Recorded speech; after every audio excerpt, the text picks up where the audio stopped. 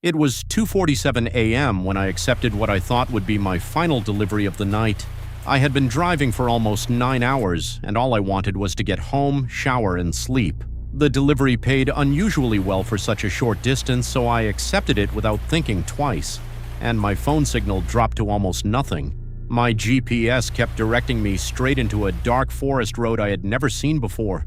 There were no other cars, no houses, and no signs of life anywhere. Then my headlights revealed an old warning sign covered in mud and weeds. Road closed. No through traffic. I should have turned around, but for some reason I kept driving. A few minutes later, I saw an old 2-story house standing alone at the end of the road. Its windows were broken, weeds covered the yard, and yet one yellow porch light was glowing above the front door. According to my delivery app, that was my destination. I grabbed the food and walked onto the porch. I knocked once, nothing. I knocked again, still nothing.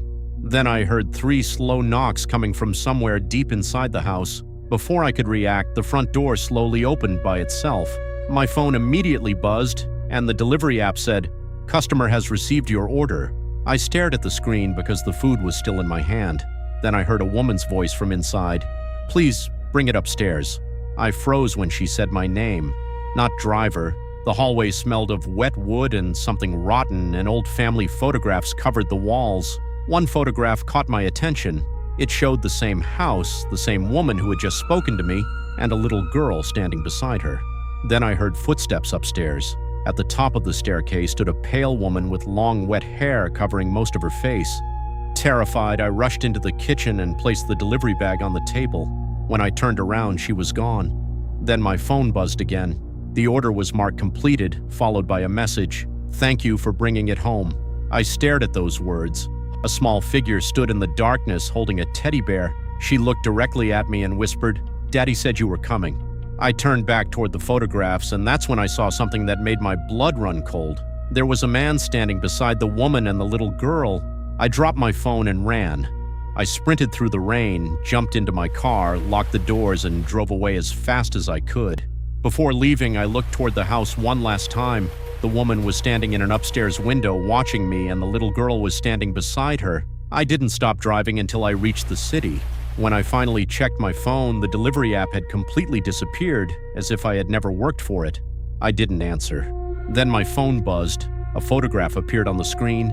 It was the same family picture, but something had changed. The man was gone. The woman and the little girl were still there, but the space where I had been standing was empty. Then another message appeared. "You left us again." That night, at exactly 2:47 a.m., someone knocked on my apartment door again. 3 slow knocks. I stood frozen in the darkness. Then I heard a little girl's voice from the other side. "Daddy." I stopped breathing. Then she whispered, "You forgot the delivery."